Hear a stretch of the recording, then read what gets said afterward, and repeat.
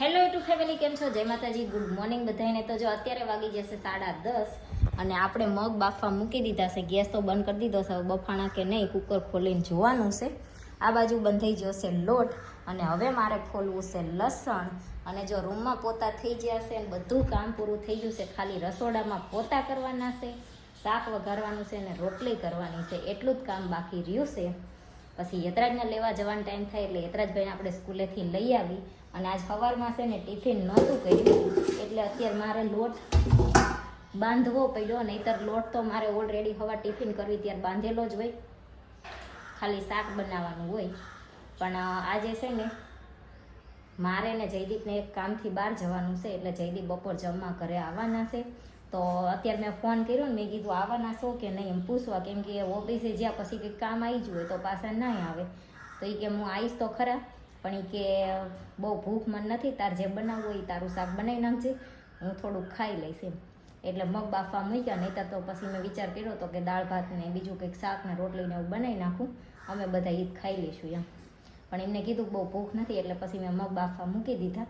તો હાલો હવે છે ને હું લસણ ફોલીને લસણવાળું મરચું કરી નાખું અને પછી પોતું મારી દઉં. ત્યાં યતરાજને લેવા જવાનો ટાઈમ થઈ જાય એટલે આપણે યતરાજભાઈને લઈ આવી. પછી ઘરે આવીને શાક વઘારીને રોટલી કરશું. અને યતરાજ આવે એટલે હું યતરાજ બે જમી લઈશું, કેમ કે જયદીપ તો બપોર આવશે તો 1-1:30 વાગે કદાચ આવશે તો એમને મોડું થાય. અને યતરાજ સ્કૂલેથી આવે એટલે એ ભાઈને ભૂખ લાગી હોય એટલે અમે પછી બે મા દીકરો જમી લઈશું. અને જયદીપ જ્યારે આવશે તો એ જમશે. તો હાલો હવે આપણે લસણ ફોલી અને લસણવાળું મરચું કરી નાખીએ. તો જો અત્યારે છે ને વાગી જશે 7 અને બપોર જયદીપ અમને મૂકીને જ્યાં ને પછી અમે થોડીક વાર સૂઈ ગયા અને જાગી. અને પછી છાયાબેનનો ફોન આવ્યો તો કે યતરાજને અહીંયા રમવા મૂકી જાવ. તો યતરાજ ભાઈ જ્યાં છે ત્યાં રમવા.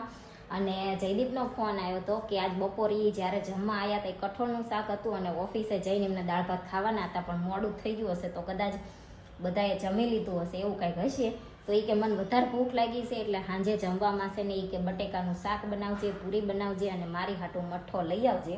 તો જો આપણે છે ને બટેકા સુધારી નાખ્યા છે, આમાં લસણે ખાંડી લીધું છે અને પૂરીનો લોટ બાંધી દીધો છે.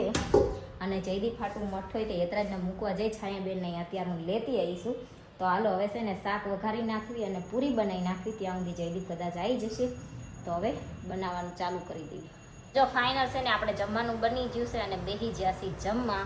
બટેકાનું મસ્ત શાક છે, પૂરી છે અને જયદીપ હાટું એમને મઠ્ઠો કીધો હતો તો આપણે મઠ્ઠો લઈ આવ્યા છીએ. અને મને ને યતરાજને બેને મઠ્ઠો ભાવતો નથી એટલે અમારી હાટું આજ લઈ આવ્યા છીએ રસ.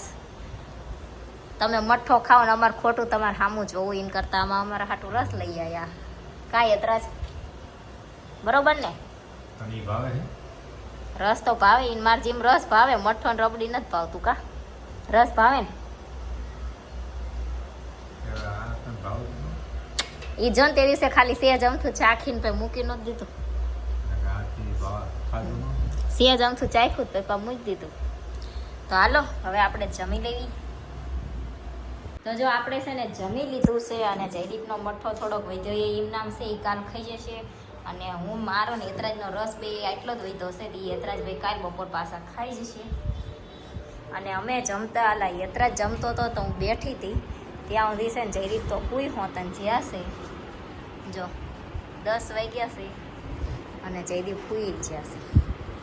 અને આ ભાઈ રમે છે. મારે ધોવાના છે વાસણ. આ બધું હમું નમું મૂકી દેવી અને હું મીઠું લાવીશું તો ભરી દઉં. દર વખતે તો છે ને અમે ટાટાનું કે નિરમાનું એ જ મીઠું લાવી છીએ, એ જ મીઠું વાપરવી છીએ. જો આ તમે જોતા હશો. પણ આ વખતે છે ને હું લઈ આવીશું સિંધવ મીઠું તો એ ભરવાનું છે. તો આપણે બીજું મીઠું ભરવા, મીઠું પહેલાં ડબ્બામાં ભરી લેવી એટલે એ કામ પૂરું થઈ જાય. આમાં ઘણા એમ કહેતા હોય છે કે સિંધવ મીઠું ખવાય ને ઘણા એમ કહેતા હોય છે ના ખવાય. હવે થાય ખરું, પણ અમે છે ને એકલું સિંધવ મીઠું નહીં ખાવી, બે મીઠું થોડુંક મિક્સ કરીને ખાશું એમ. જો આ ડબ્બામાં છે ને આટલું થોડુંક છે અને ઓલું 2 કિલો મીઠું છે, બે આમાં મિક્સ કરી નાખશું અને પછી ખાશું. અમે કોઈ દિવસ સિંધવ મીઠું લાયા નથી, આ પહેલી વાર લાયા સિવાય કઈ રીતનું થાય છે ખબર નહીં. કાંઈ નહીં, હાલો ભરી લેવી.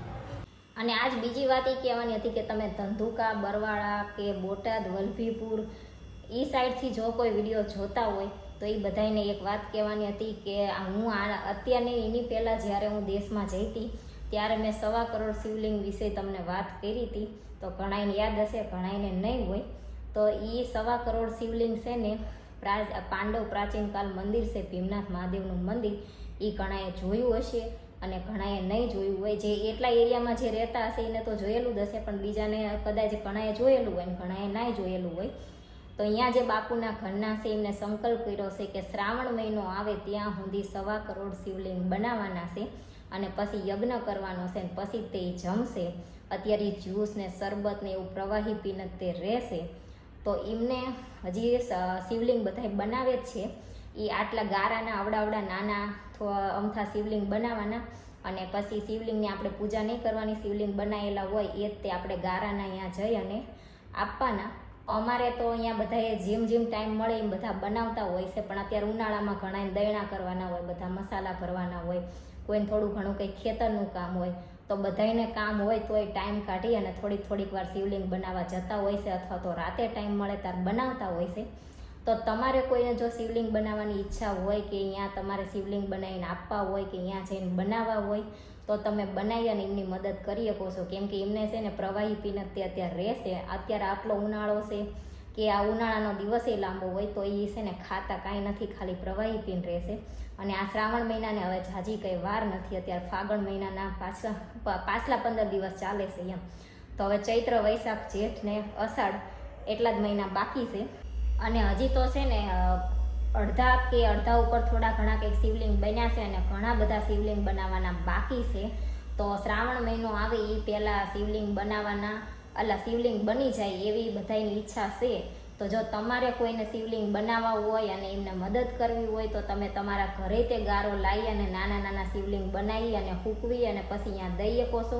અથવા તો તમારે ત્યાં જઈને બનાવવા હોય તોય તે તમે ત્યાં જઈને તે બનાવી શકો છો. તો તમારે કોઈને જો એમને મદદ કરવી હોય કે સેવા કરવી હોય તો તમારી ઈચ્છા હોય તો આજુબાજુના એરિયામાં રહેતા હોય તોય ભલે, અને કદાચ બહાર ચેક રહેતા હોય ને તમને મદદ કરવાની ઈચ્છા હોય તો તમે તમારા ઘરે બનાવીને ફૂંકવી અને પછી ત્યાં જઈ અને શ્રાવણ મહિના પહેલાં તમે આપી શકો છો. તો જેને જેવો ટાઈમ હોય એ રીતના બનાવી અને દેવા હોય તો તમે દેજો. આપ સૌના ચરણોમાં અનંત કોટી પ્રણામ. ગુરુ ભગવાન અને મહાદેવ, ભીમનાથ દાદા અને મા ભગવતીના ચરણોમાં અનંત કોટી પ્રણામ. અહીંયા બિરાજમાન સિદ્ધ મહાપુરુષોની સમાધિ છે, એમને પણ અનંત કોટી પ્રણામ. આ પાંડવકાલીન જગ્યા છે અને